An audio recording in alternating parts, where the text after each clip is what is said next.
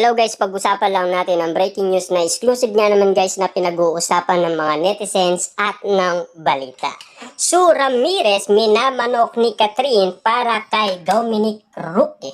Yan pala guys ang mga nangyayari umano na ginagawa ni Catherine Bernardo para lamang guys magka-love life ang kanyang matalik na kaibigan na si Dominic.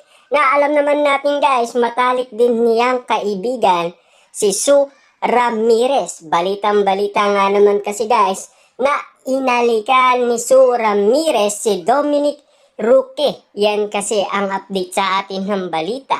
Sabi nga naman kasi guys, no, ayon sa Kebecher kapamilya actress daw ang bagong recruit ni Dom.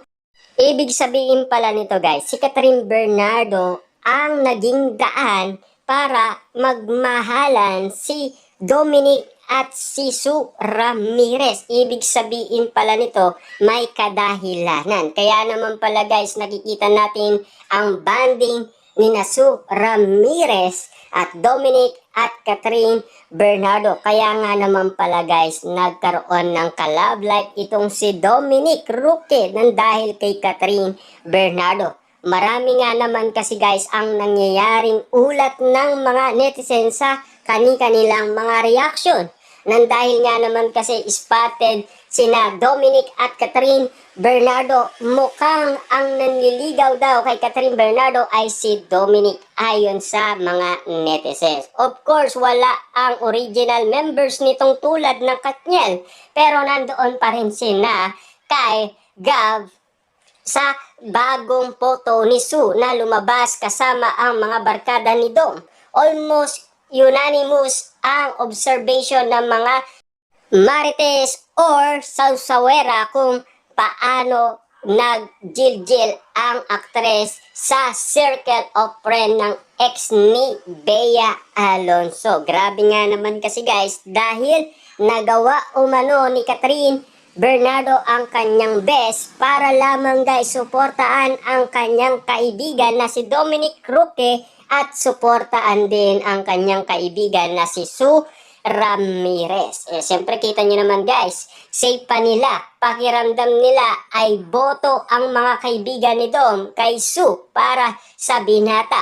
Pati ang slighting kay Sue sa pag-dinner treat ni Judy Ann Santos para kay Catherine Bernardo ay binigyan ng kaulugan ng pangsang-ayon na uli sa bagong pinopormahan ni Dom. Ito ang irit ng mga Marisol.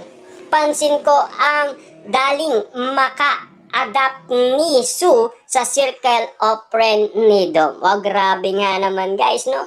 Kitang-kita naman natin na malupitan kasi ang mga haka-haka nga naman kasi guys na ginagawa ng mga marites at Marisol.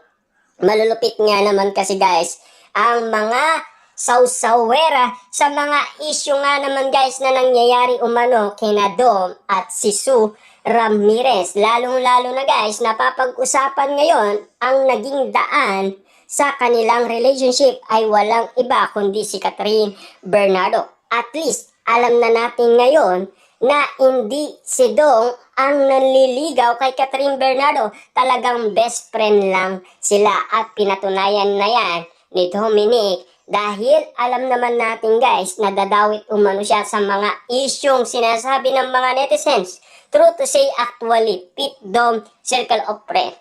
Oo nga, parang walang ka-era-era lang. Pati nga si Catherine, minamanok si Sue para kay Dom.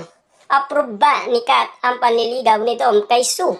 Baka kinusulta ni Kat kasi they the best of friend. Wow, grabe guys, no? Dahil alam naman natin si Sue Ramirez ay nakatulong din naman kay Catherine Bernardo last 2023 dahil sa balitang-balita na merong ibinalita si Gillian Vicencio kay Sue Ramirez. At alam naman natin si Sue Ramirez ay matalik niyang kaibigan si Alora.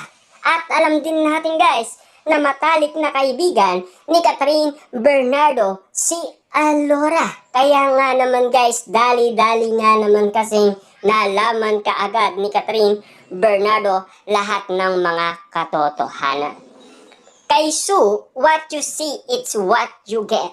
Kaya walang wall or awkwardness. Feeling ko rin si Sue, yung type of friend na di ka maasiwang mag-confident. Wala rin siyang unshap sa buhay. Kaya sigurong magkasundo sila ni Dom. Grabe nga naman kasi guys ang mga inala ng lahat ng mga tao. Yan kasi guys ang mga komento ng mga sausawera at kateterang mga marites na malulupit nga naman kasi guys na lahat ng mga issue ay kaagad ay nalalaman nga naman nila.